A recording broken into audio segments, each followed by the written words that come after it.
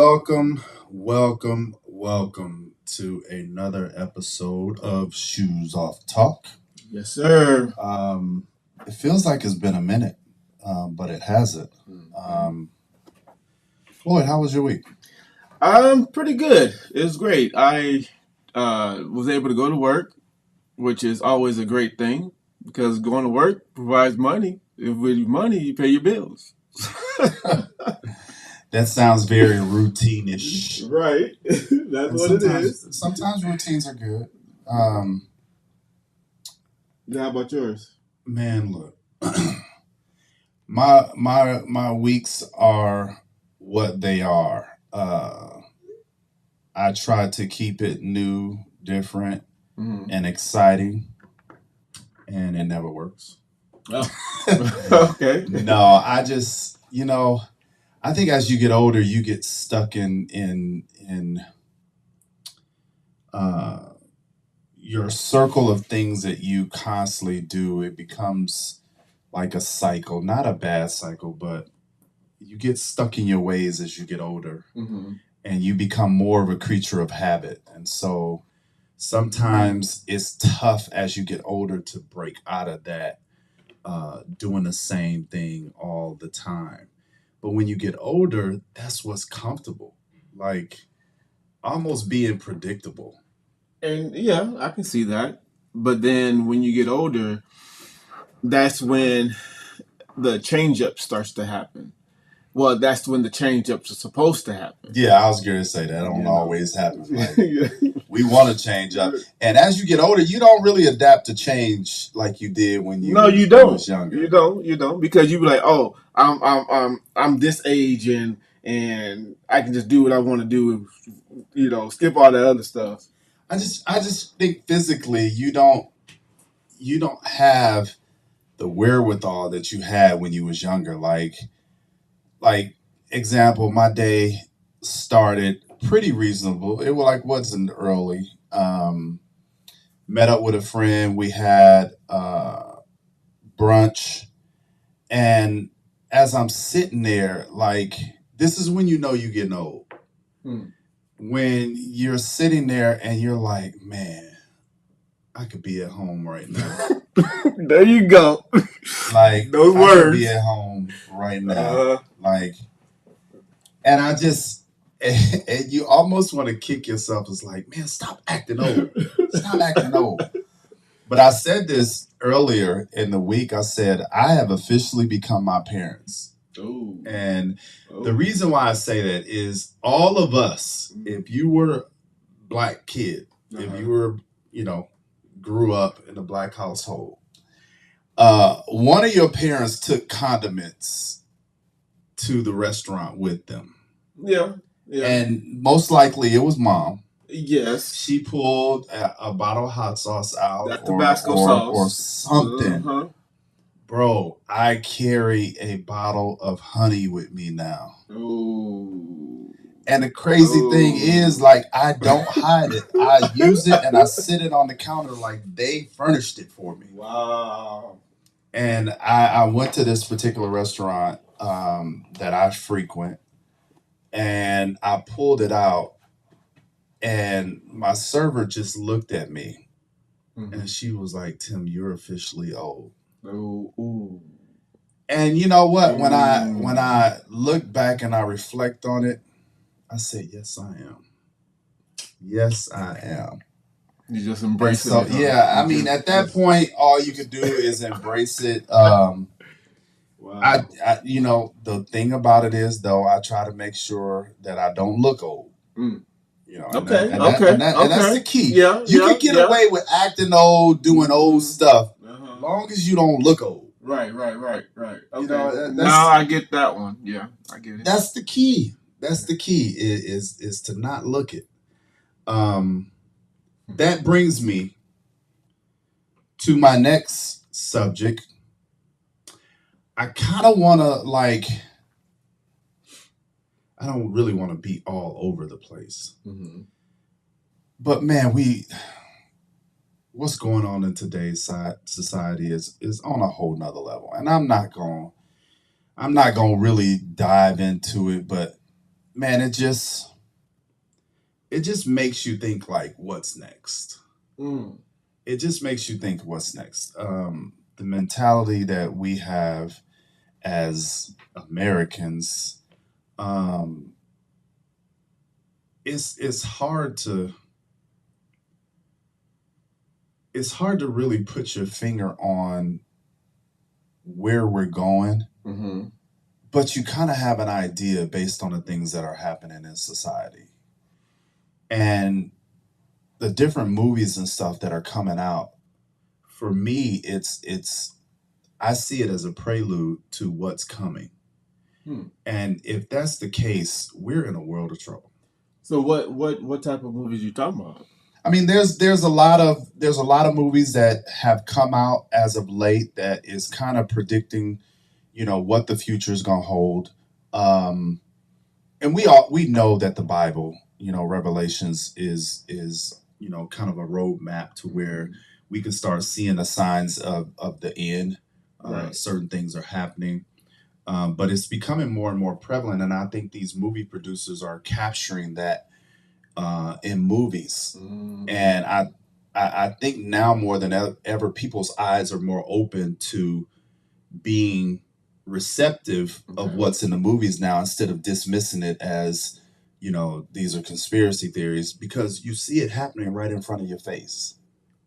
You see it happening right in front of your face.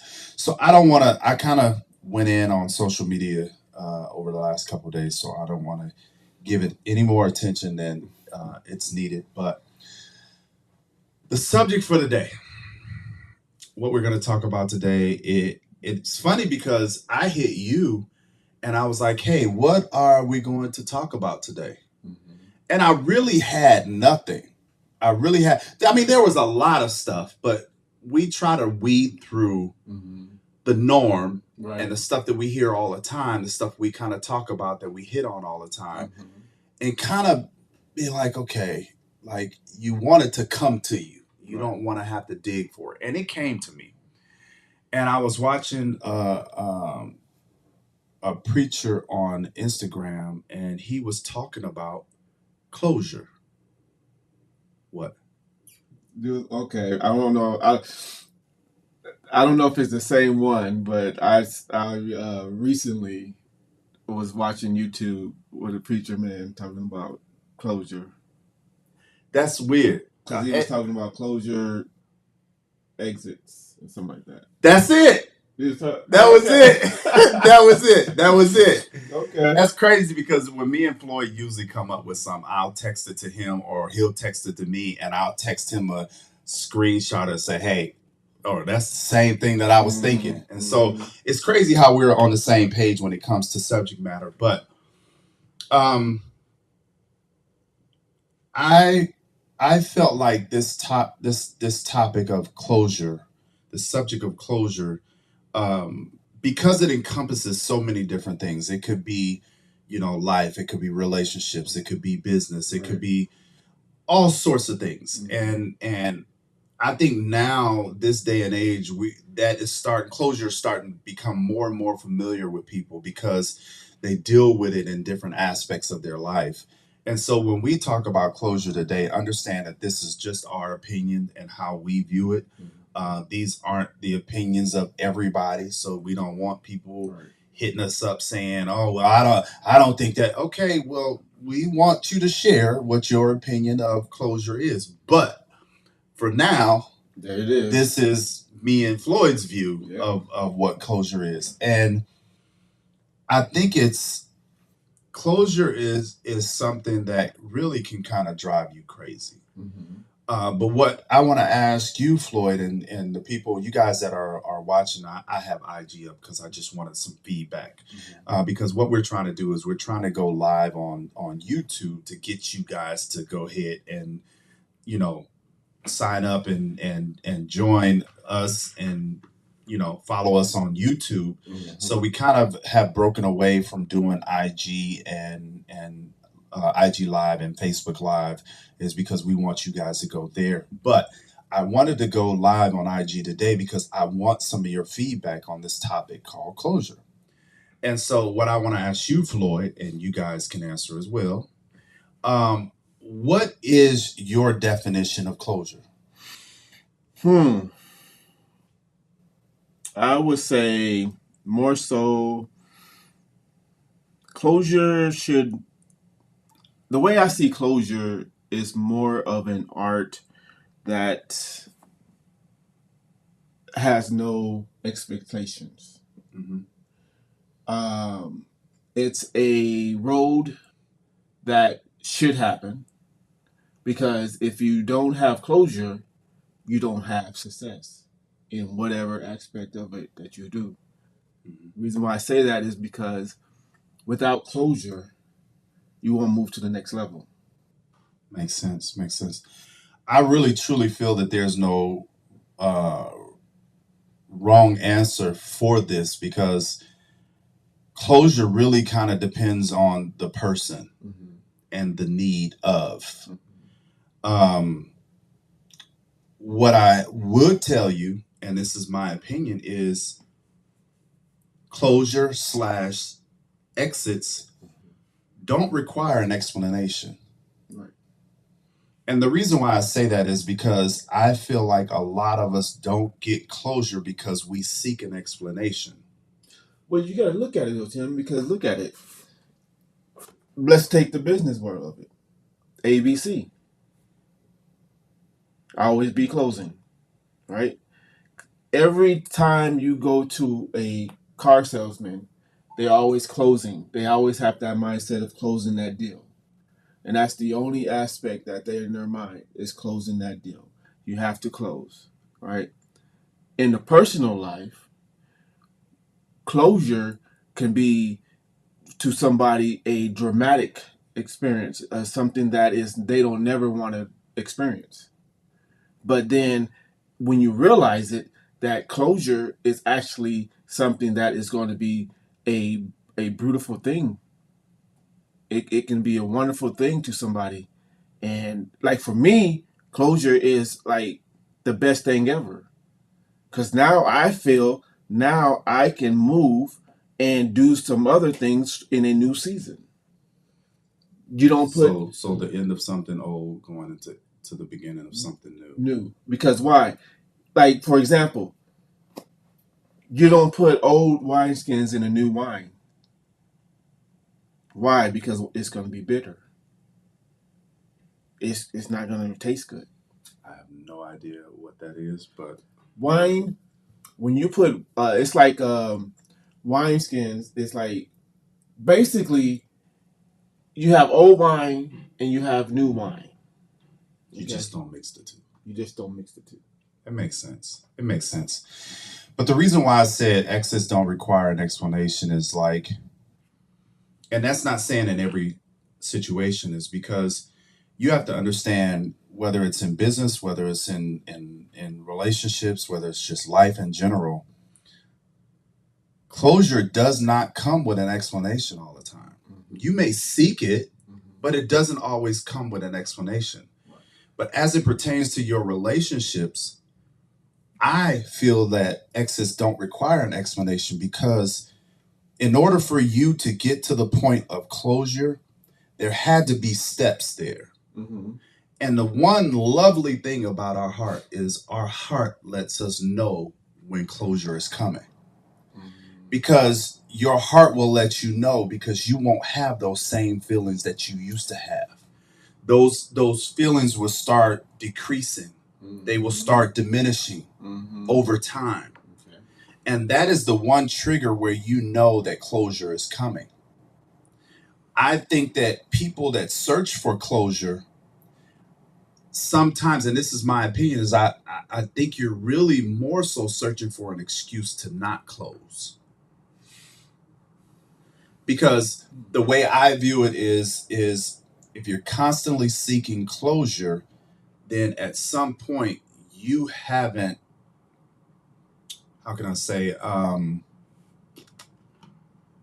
if you're constantly seeking closure, at some point you haven't accepted accountability. Okay.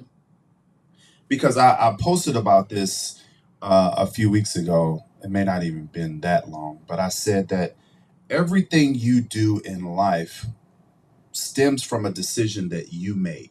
You are ultimately responsible for everything, right or wrong, that goes on in your life, Right. because ultimately you have the final say so in what it is. And when you sit back and you start evaluating your life, you really think about that. You're like, okay, yeah.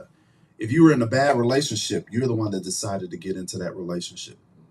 If you stay in that relationship and it's bad, you made that decision to stay in that relationship. Yeah. You actually picked the relationship. Nobody forced you to get into the relationship. You're the one that makes a conscious effort whether or not you wanted to work and continue to work at that relationship. Right. You make a decision on how long that work is going to go on. So ultimately, and this is in business as well. Yeah. When you start seeing the decline in business, when as it pertains to business, when you talk about your bottom line, when you start seeing year after year your bottom line is slowly diminishing and slowly decreasing, it's one of two things. It's time to sell the business, or it's time to reinvent your business. There's something that you need to do different. But then when you're reinventing, shouldn't that be a door of, well, this should be a closure? This should be Not really. When you reinvent yourself, and we're talking about business at this right, point. right, right. When you talk about reinventing yourself, is the easiest way to explain it is if I'm old school and I'm selling things that are really kind of obsolete. Okay. People don't really use it anymore. Right. Because with the advent of certain technologies, you don't need it. Certain tools, you don't really need it. But a lot of business-minded people, they get stuck in their ways. Like, okay, this is my thing. This is what I'm gonna do. I ain't changing nothing. This is all I know. This and that, and this and that. And so year after year, you start seeing a decline in that bottom line. You're not making the money that you used to make. Right. And it's getting worse and worse and worse. So now, as a business owner, you have to be mindful, and now you got to start going online and see, okay, what has taken the place of this thing that I used to make money on? Like, is there something else that people are using to get the same result of what my thing was? Right. And so that's about reinventing yourself. You're not doing away with it. You're either making it better or finding a new or different way to do that thing. Right. Okay. And so, as it pertains to a relationship, it's the same thing. But the thing about a relationship is I can have the mindset that I want to reinvent myself. I want to do new and different things, but relationship is a partnership. And so I can, in my mind, say, okay, I want to reinvent myself. I want to try new things. I want to do this. I want to do that. But if your partner does not have that same mindset of wanting to reinvent themselves or the relationship, then it's all for nothing. Then it's all for nothing. So that's why I said about reinventing yourself.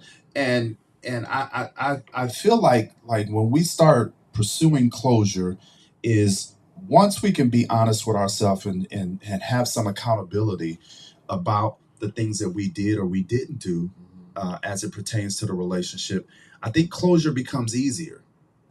But that also becomes wisdom. Yeah. It definitely is wisdom. If you're not learning from your mistakes, then you're bound to repeat those same mistakes. Right. And when you're trying to conquer those mistakes or solve those mistakes, the biggest thing, it comes back to accountability. Because you have to assess, okay, what did I do right or what did I do wrong? Where did things start going wrong? What about me can I change to right the wrong or to steer it back on course? But then how do we get to that point? How do we get to the point of saying, okay, before closure, well, it's going to happen. The closure, this is the relationship part of it. The closure is going to happen, but then how do you say, I mean, how do you get to the point, okay, what did I do wrong? Well, how do you know what do you do wrong? Because like I said, everything that happens in your life that is a direct reflection of you is a reflection of a decision that you made. Okay. So what is the decision? The decision is either I make a conscious effort to fix it, whatever it is, and it's not necessarily pointing the finger at you. Sometimes we have to be the bigger person and say, hey, what do we need to do to make this right? Okay. But if you have two people or one person that's not given accountability, then that's all for nothing. Right. You can have all the desire in the world to do something, but if there's another person involved or people involved, you can't be the only one that desires to right this ship. Right. Yeah. You can't. I get that. But in order for you to even right that wrong, you have to have the desire to even want to do it. That's before closure, right? Yeah. That's before closure, because typically it's human nature. Like, whether you're a good communicator or a bad communicator, at some point you have given signs or have physically or verbalized the needs or the lack thereof. And when those needs or that communication is not there, you're headed for closure. You're headed for closure. It's bound to happen. And at that point, you really need to start paying attention to the signs. And I think it also comes down to, we're starting to do things for the wrong reasons. And what I mean by that, as it pertains to business and relationships, with the advent of social media, we have this mindset of, we want to do what's hot, what's the next best greatest thing. Yeah. And I always say this: you can't do something that was meant for somebody else. You can't reinvent it. You can't look at somebody and be like, "Oh, they made $1 million doing this. If they can do it, then I can do it." And it's not that easy. It's not to say that you can't do it, but you have to understand what it took to get to that point to where they're making $1 million. And it wasn't just really overnight success. This was something that they were passionate about. Right. So if you're not bringing that passion to the table and the desire and the work ethic, you're not going to achieve what someone else has achieved. So when I talk to people, what I tell them is like, hey, what are you passionate about? Because that's the key cog when it comes to being successful at anything, is you have to ask yourself, is this what I'm passionate about, or is this what I'm doing just to make money? And whenever you do anything and the reasoning is money based, it's not gonna last. So with closure, I had thought about how closure allows you to walk on water. Explain. The reason why I say that is because that it's out with closure. Before and after, you're gonna need faith. You're gonna need faith to walk on the water. You're gonna need faith to move. You're gonna need faith to go to your next level. You're gonna need faith in every aspect of that next chapter after your closure. You're gonna need more faith to achieve whatever it is you have in store for you. This is true. And I think now more than ever, people are starting to get more in touch with their spirituality. Because they know that this thing is deeper rooted than just the physical being. And when you talk about faith, there's an understanding of what faith is. And the Bible version description of it, faith is the substance of things hoped for and the evidence of things not seen. And so that's kind of the preface of my brand when it comes to failure, is that sometimes you have to believe in something that you can't see. And the Bible also says God does not give us a spirit of fear. So if you're walking that walk and talking that talk, but you're living in fear, then there's a mending of a relationship that needs to be done between you and whoever you believe in, because there's not resounding faith in that thing. And so that's pertaining to closure as well. Is you said it earlier, closure is a good thing, because that means that you're closing one chapter of your life, moving into the next. That's right. Yeah. The thing about it is that door has to close Not crack. Yeah, not crack. And you bring up a great point is people do leave the door cracked. And that's in essence on the levels of saying that I have a plan A and a plan B. There's no way in the world that you're going to be successful with plan A when you have a plan B. Because in your mind, it's like, you know what? I'm all in. But if it doesn't go right, I got plan B. You will never reach the true success of what is intended for you having a plan B. You have to be all in. Like Eric Thomas said, you got to want this thing as much as you want to breathe. You have to have the mentality that if I don't do this thing, I don't eat. Yeah. And that is the problem with a lot of people. We have plan A, B, C, D, E, and F. And so until we close off the plan B's and C's and D's and focus on A, we leave that door open to go back through that closure. And so when we do that, that's when we start finding ourselves recycling people. And I know that sounds like a crude word. But that's real though. But it's real. We start recycling people. We and it's more evident as we get older. As we get older, and I've said this quite a few times, is we have a plan for our life. And it started at a young age. Whether it was someone we seen or the house we grew up in or the things that we were raised on when we were taught what a family should look like, we had this plan for our life. We said at a certain age we were going to be married. At a certain age we were going to have the career we had. At a certain age we were going to have children. At a certain age we were going to retire. At a certain age we were going to travel and see the world. See that hold on. That right there, that's for people like me growing up in the hood like that. That wasn't it. We dreamt it. No. We dreamt it. My thing was, man, I hope that I can live until I'm over 20-something years old. Man, I hope I can get out of this place and make some real money. Man, that was we dreamt it, but we never thought that it would actually, because I grew up the same way. We never thought that it could come to fruition because we didn't have those people around us that had achieved that. So we had nothing to really look at other than Marvel comics and watching TV and movies.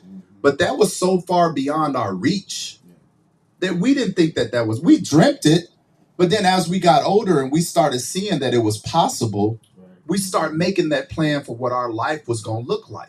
And so when you get to the 40s and the 50s, and now your life doesn't resemble that plan that you had for your life, now desperation starts setting in.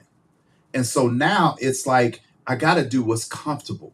I need to make that image of what I saw my life being. I need to make it happen instead of it just happening organically. I need to make it happen. So we get comfortable. That comfortability, that's the thing. So we get comfortable and we start recycling relationships because that's what's comfortable. Right. That's what's comfortable for us. And then we start compromising with ourselves and saying, hey, I know this relationship wasn't the best, but I'm tired of being alone. I'm tired of being single. I'm tired of going home to me. And so we start recycling people. And we do it not only in our relationships, we do it with our friendships. We start keeping people around that no longer serve us. And it's not a selfish thing. It's you want to constantly keep people around you that build, that pour into your life instead of take away. And so I see it more and more with my age group is that I think when we have those alone times and we start thinking about our life and where our life is and the age that we're at, we start really reminiscing like, okay, I need to do something. No, you don't need to do anything. You need to continue to work on you to prepare you for the person that God has for you. And so we don't really do that enough. We start looking and peeking into everybody else's relationship saying, I want that.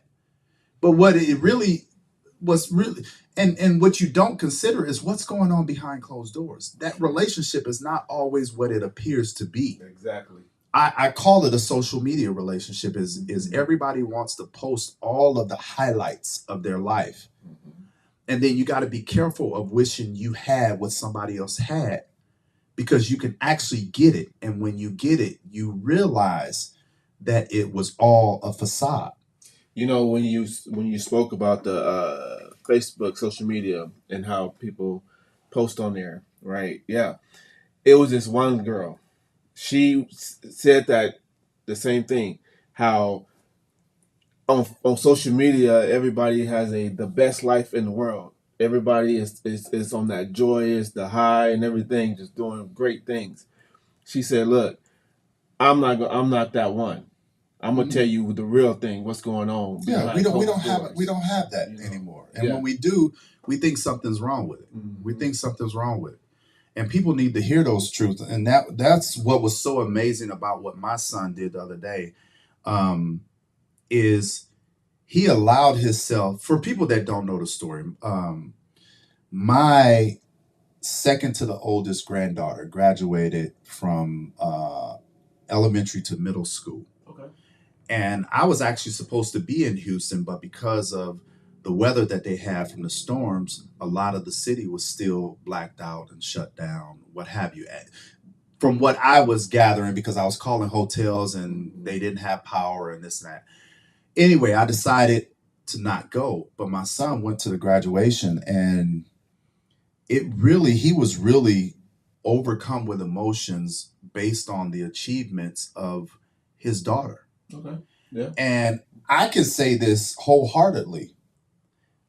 Me nor him was a great student in school. Mm-hmm. We both played sports. We both were like, I was one of the better basketball players in our school my senior year.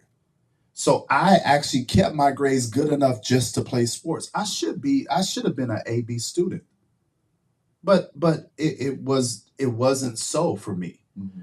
And so yeah, when your offspring shows signs of being better than you, mm-hmm. you want to applaud that. Yes. And course, so definitely. After the graduation, he was overtaken with emotions and just did a video in his car. Okay. About how he was proud of his daughter, mm-hmm. how she had achieved things that he could never see himself achieving. Mm-hmm. And she won 4 awards, including the A honor roll. The A honor roll. Yeah. And so he was really overtaken with emotion. So he posted that on Instagram. Bro, the thing is up to 2.5 million views. It went viral. Ooh, whoa. When I tell you, any and everybody that's famous has reached out to him. Okay. He was on Master P's podcast. He did Good Morning America. And I say all of that to say, just like you were saying, is that we haven't allowed ourselves to be vulnerable enough in the public eye. We put on this facade that nothing affects us, nothing bothers us. We are okay with showing or letting the world think that we have these perfect lives. Right. But in essence, what you're doing is sending the wrong message to people. Right. I'm not saying you need to put all of your business out on there, but you need to allow yourself to be vulnerable to people I told my son, I said, you just don't understand how much you healed the world with that video. Mm-hmm. And as I'm scrolling through and I'm looking at the comments, bro, like it sounds like guys were like literally standing on the edge and watching his video caused them to step back from the edge. Mm-hmm. And like, I tear up every time I watch this video, man, because it did something to me, because it's really what the world needs. Mm-hmm. It's really what the world needs. The world needs that vulnerability. We need to be more vulnerable and show it. And show it, especially us Black men. Good luck with that one. We have I pray this prayer all the time, is that God gives us that spirit of vulnerability, to where we start talking more, we start letting things out, we start showing emotions. Right. Because I said this to my friend earlier, I was like, Black men have always been the cornerstone of everything. We are the building blocks for pretty much everything in society, regardless of who's enjoying it. But what comes with that is it comes with us having to always have our guard up and protect ourselves. And so what we do is we create this hard shell around us, and we think that if we show any cracks in it or we show any vulnerability, we feel like somebody's going to take something from us. And a lot of us think that that's a sign of weakness. And it's the complete opposite. It's actually the sign of strength. Because if you can allow yourself to be vulnerable, it just it's different. And for somebody like myself, that I suffer from PTSD, so I suffer from a mental illness, and as harsh as it may sound, it's the truth. It's the truth. I've dealt with a lot of things in my life, and a lot of things that pretty much nobody knows about. And so when I have those moments of vulnerability, it's a relief for me. Like it allows me to be okay with being Tim. Right. But then we have those moments in our lives to where we feel like we may be putting too much out there, because we have people. It seems like people are taking advantage of that vulnerability. And what I say to that is that the people that know. The people that don't know don't need to know. And so it comes down to you being comfortable with who you are. I say this all the time. It's like, if you don't care about you, nobody else is going to do it. No. Nobody else is going to do it. Why? If you don't care about yourself, then nobody else is going to care about you, because you don't care about you. How could you possibly have higher expectations for somebody else than you have for yourself? Yeah. And so that's why it's so important to me too. And I talked to you about this is I want to do a round table. I want to get us men in a room so we can start talking about some of these things and start letting this thing out on air, and start talking about things like that, because I don't think we really have enough outlets. Because for Black men, we wait on the opportunity, but sometimes the opportunity doesn't present itself. And so we constantly waiting on that. It's like doing double dutch and being scared to jump in because you think you might trip and fall. Or you're be too transparent in what's going on in your life. Yeah. So, yeah. And it's just, in order for you to get to that point in your life, like we talked about earlier, you have to physically close that door, and you have to throw away the key. Yeah. No looking back. You have to throw away that key. But what I would say to that, before you close that door, in your heart of hearts, you need to have that understanding and that comfortability to know that I did everything that I could do. That makes it so easy to close that door. Yeah. And then you don't have to search for answers. Yeah. When you know in your heart that I did everything that I could do, and now we're at the point to where it's closure, I don't need you to explain to me what went wrong. I know what went wrong. And I understand the role that I played, and I understand what didn't happen in this relationship to the point to where it's now closure. And we're not talking about strictly the boyfriend girlfriend. We're talking about friendships. This applies to friendships as well. And I said this the other day. I liken, I love the analogy that Tyler Perry used. It's like boosters on a rocket. You have to understand that when you get to certain heights with a rocket, boosters fall off. And so that's like life. You're going to go to certain heights in your life, and some people can't go with you. Some people can't go where you're going. They're not equipped to go to those heights, whether it be mentally, physically, or spiritually. You know, a long time ago, a person told me this a while ago, and back in the day, I used to manage like groups, singing groups, and all that stuff, right? Uh-huh.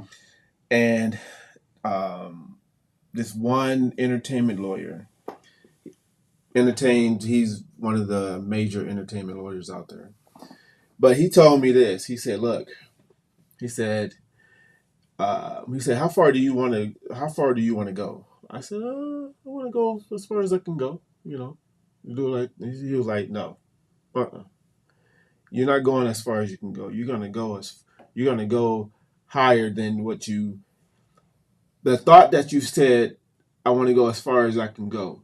You want to go farther than that. See? Mm-hmm. And I was like, okay, I get it. But then he said, look, these people out here, he gave me examples of different artists and all that stuff. He said, this one artist had a manager, and that manager took him as far as he can go, because his mindset was, I'm going to take you as far as I can go. And then you're going to connect with somebody else who can take you higher. See, he limited himself. Mm-hmm. See, I'm always speaking that into people. God has placed people in front of me that you can tell in their conversations that they've set themselves limits their whole life. Mm. Because they have this bar and this level that even through their conversation, you can tell that they don't see past that level. Mm. Because they start using words like if, might. If it happens. You know what I'm saying? Yeah. And it's so funny because I innately correct them right then and there. What you mean if? Mm-hmm, mm-hmm, mm-hmm. Yeah. Replace if with when. Exactly. And I just told a buddy of mine the other day, I think it was a house that he was wanting. He posted about it. He said, y'all, I'm hoping that I get, and I put in the comments, I said, claim that thing in advance. Mm-hmm. Claim it in advance. Act like it's already yours, because we have an innate ability to speak things into existence. Mm-hmm. But even if it doesn't come to fruition, you have to understand, if that thing isn't for you, God has something better for you. That's right. We get so discouraged when we don't get that thing. Because that thing right there might not be what God wants you to have right there. The Bible says, be specific about what you want. You may be settling. That's the reason why that thing is not happening for you, is because you could be settling. Oh, just give me a 3-bedroom, 2-bath, and I don't have to have a pool. The yard don't really have to be done. And I'll do that. I'll do the yard myself. I'll do it. It don't need this. And that. Exactly. No. I want a 3-bedroom, 2.5 bath. Come on, tile floor. Come on, man. I need Olympic pool. I need my yard done with the brick inlay. Be specific in what you ask God for. Yep. And like I said, that's the reason why we don't get the things that we ask for, because God doesn't see the true desire that you want those things. Right. Because the true desires comes from not only speaking it, but believing what you speak. And going towards it. Exactly. Yeah. And a lot of times we don't have the things that we desire because we're physically not ready to receive it. And that's in all aspects of life, relationships, business, and this and that, because I constantly see, and you've seen it, and we all seen it, where women and guys always have these specifics of what they want in a man or what they want in a woman, and this and that, and this and that. And my response to that is simple. Are you what you're seeking? Mm-hmm. Yep. You want this woman that's bodied up, that's got banging this and banging that, and very intellectual, drop dead. We have these specifics and that's okay. Mm-hmm. But you can't ask for what you're not. That's true. Yeah. And when God sees that, he's like, I'm not giving that to you. You're not ready to receive it. Because it also comes down to fairness. If God gave you that and you're not that, how fair is it to that person? I was going to say that too. Yeah. Yeah. And so we have to be careful when we're asking God for things, is we have to understand that are we at a place in our life, both physically, spiritually, and mentally, Mm-hmm. are we at a place to where we are ready to receive that? Yes. And a lot of times we're not. We're not. Mm-mm. And it goes back to accountability. It's okay to tell that person that physically looks like what you want, hey, I'm not at a mental space right now to get involved with you. Mm-hmm. It's okay. Because if you don't do that, you're doing that person a disservice. Because 9 times out of 10, what you're doing is bringing baggage from a previous relationship Mm-hmm. into this relationship, and it's not fair to that person. No, it's not. No. But we do it. We do it anyway. We do it anyway. We do it anyway, and a lot of times it's the pressure of feeling like we have to be at a certain place in our life. We have to be doing certain things, and we want to rush it. And we all know when you start impulse buying, you start buying stuff that you don't need, and then what comes after that is buyer's remorse. Yeah. Mm-hmm. And so now you're holding on to the receipt because you don't know if you want to keep it or return it. Mm-hmm. And when you're talking about involving somebody else in your life, that is so unfair and that is so selfish. Mm-hmm. Yeah. Man, look, this thing closure is major, man. It's like we really have to, do self-evaluations of our life. Mm-hmm. And we have to periodically do that. And because sometimes I think we subconsciously, and sometimes it has to do with life and going through life and lifing, Mm-hmm. That we lose track of that. The easiest way to know when you're at that point in your life is when you can look at yourself and everything around you and you can say, I love me more than I love anything else. That's when you could say, I love me more than that thing, whatever it is, you're there. But you have to be honest. You have to be honest with yourself. Yeah. You have to look at yourself in the mirror. And we're talking physically, spiritually, and mentally. You have to be honest with the total package and say, I'm good with me. I love me. Not settling, because we live in that this Me Too movement where everything is socially acceptable. And so now we use it as an excuse to love ourselves when deeply we don't love who we are. Mm-hmm. It's like a facade. Yeah. It's a facade. Mm-hmm. But when you have them alone moments and you can really look at yourself in the mirror and say, I love me. Mm-hmm. Because what that allows you to do is no matter what the situation you get involved in, you won't get so attached to that situation where you will forget about you. Oh. And I've said I love you to a plenty of people. But I love me more than I love you. Yeah. And that's the way it's supposed to go. Bro, yeah. It has to go that way. Mm-hmm. Because if not, you start compromising yourself. And that's the one thing that you really don't want to do, is you don't want to start compromising. You don't want to start making deals with yourself because you at some point you're going to shortchange yourself. Yeah. You're going to devalue yourself.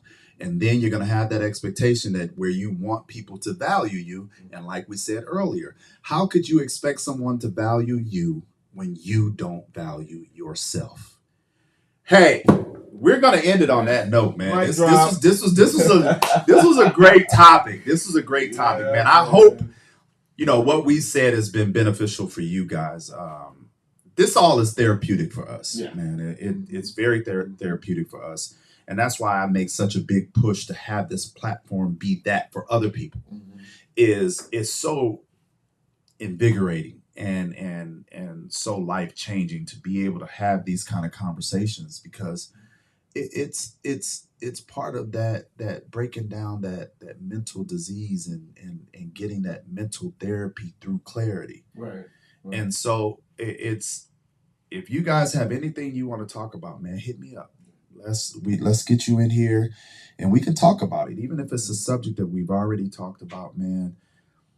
We created this platform not for our own, but to be able to give people a platform to be able to express themselves with no judgment. Right. And so we want you guys to come in and talk about. I know a lot of you guys, and you guys have had some amazing life experiences, whether good or bad. It's helpful. It's helpful to somebody. And I say this all the time, and I just said it to a young lady today. You have to understand, your worst day is somebody's best day. Exactly. And so when you think that you're at the bottom of the bottom, understand that there's someone that's lower than you. Guys, we appreciate you guys tuning in to Shoes Off Talk. We're going to ask you guys to go to our YouTube, follow, like, subscribe, all of the above. We're trying to take this thing to the next level. We're missing two of our hosts, and they have life going on, vacations and work and different things, and so we want to constantly keep them and everyone else in our prayers, because we know how it can be. Me and Floyd, thank God for allowing us to have the ability to be here. Yes. But we know how life can be and how things can change at the drop of a dime. So we don't take this thing for granted. And we don't take you for granted, because we know that you guys could be doing other things. And so for you to take time out of your schedule to tune into us, however little or small the audience is, we appreciate it, because all we want to do, if we can reach one, we've done our job. That's right. And so, like we end all shows, love, peace, and soul.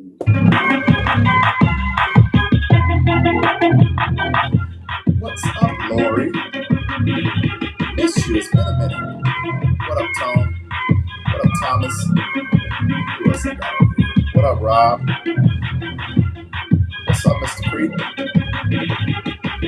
Erica, Walt, Candy, Ben a King. What up, sir? Mr. International, Biz. Dad, what's up, sweetheart? M. Dot. Gosh. I appreciate you guys tuning in today, man. Catch us next week, man. If you guys truly want to be on the show, want to start your own podcast, we have the availability.